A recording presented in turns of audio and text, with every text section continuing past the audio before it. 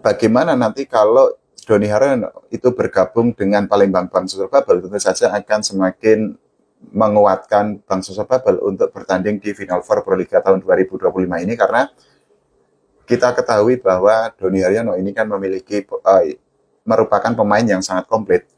Dari sisi teknis, ya kita nggak usah meragukan kemampuan Doni Haryono lah dari sisi teknik ya.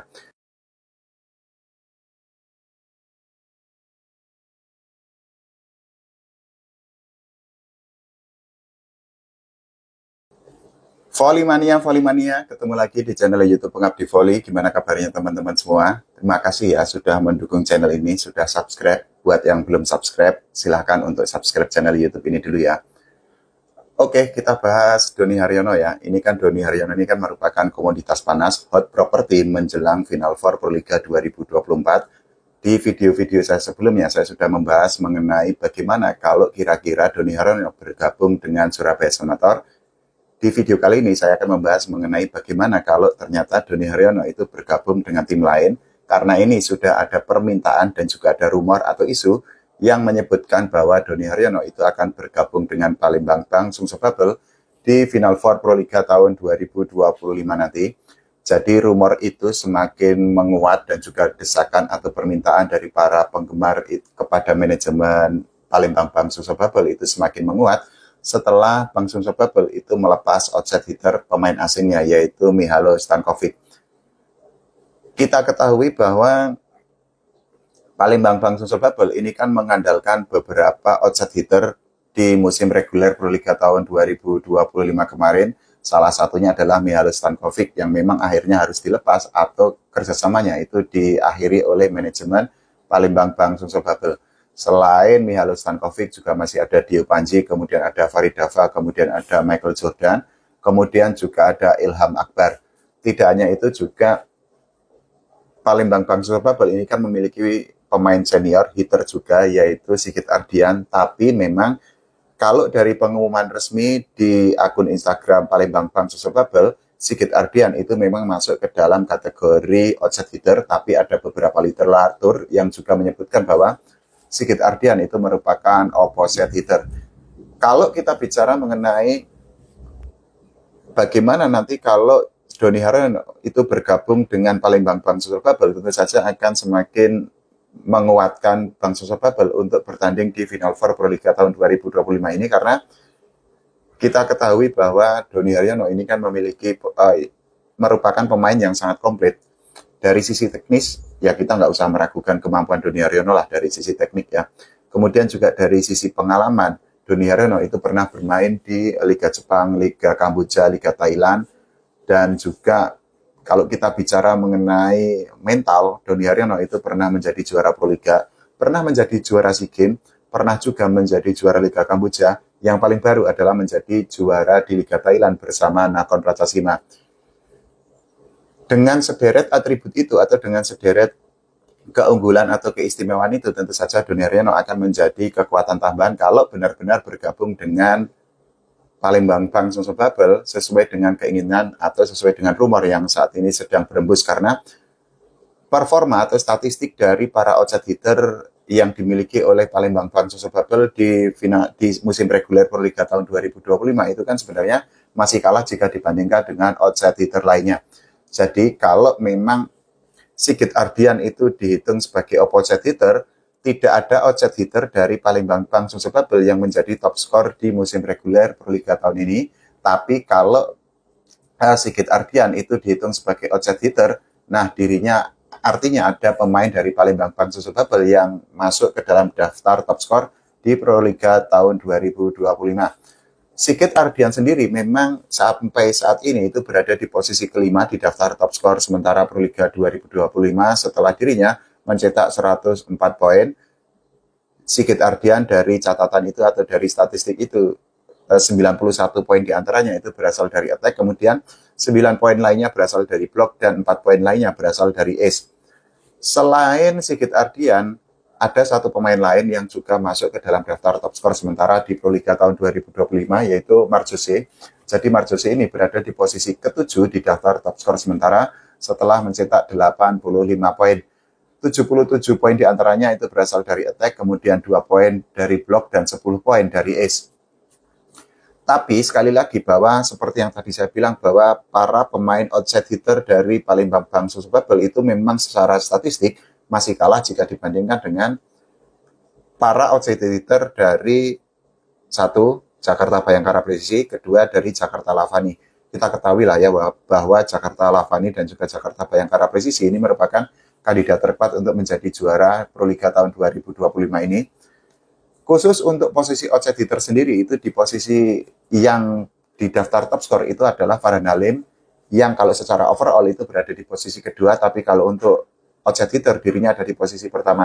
Jadi Farhan Halim itu sudah mencetak 146 angka dan diantaranya itu 125 poin dari attack, kemudian 7 poin dari block dan 1 poin dari ace.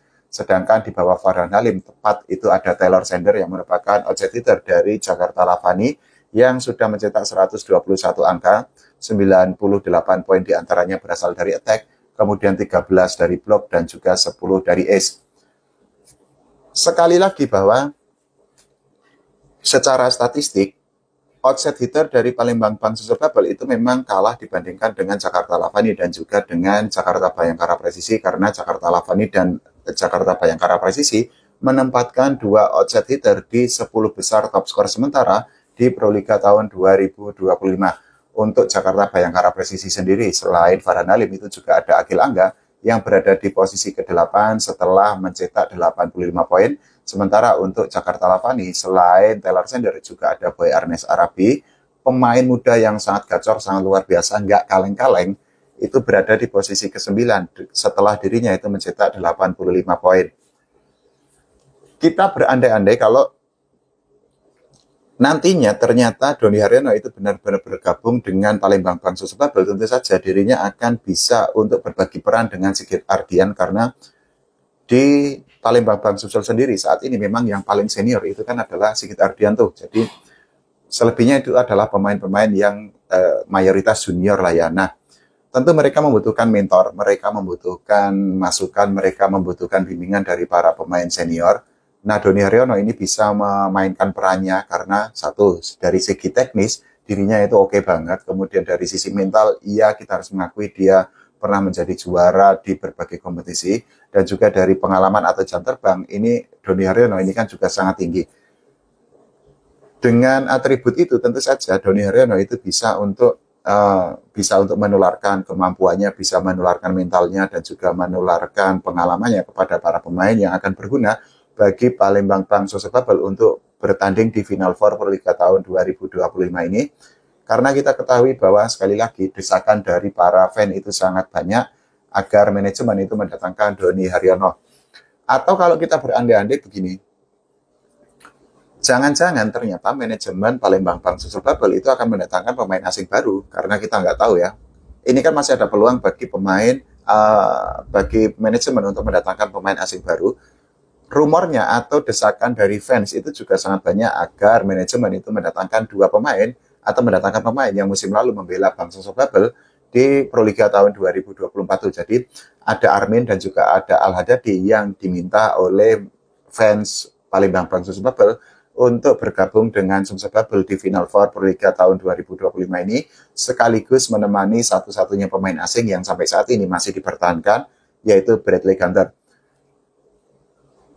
Kalau ternyata Armin dan juga Al-Hadadi atau satu di antara 2 pemain itu bergabung, kemudian kalau misal ternyata Doni Haryono benar-benar juga bergabung, tentu saja akan menjadi sebuah hal yang wah, gila ini ternyata Palembang Bang Susu Bubble memberikan kejutan di Final Four, karena di musim reguler kita ketahui performa Palembang Bang Susu Bubble ini kan di luar ekspektasi. Salah satunya adalah ketika mereka 2 kali kalah dari Surabaya Samator. Kalau Palembang Bang Susu Bubble itu kalah dari Jakarta Lavani dan juga Jakarta Bayangkara Presisi, mungkin masih bisa dimaklumi karena dari segi kedalaman skuad memang Palembang Bang Susu Bubble itu masih kalah dibandingkan Jakarta Bayangkara Presisi atau Jakarta Lavani.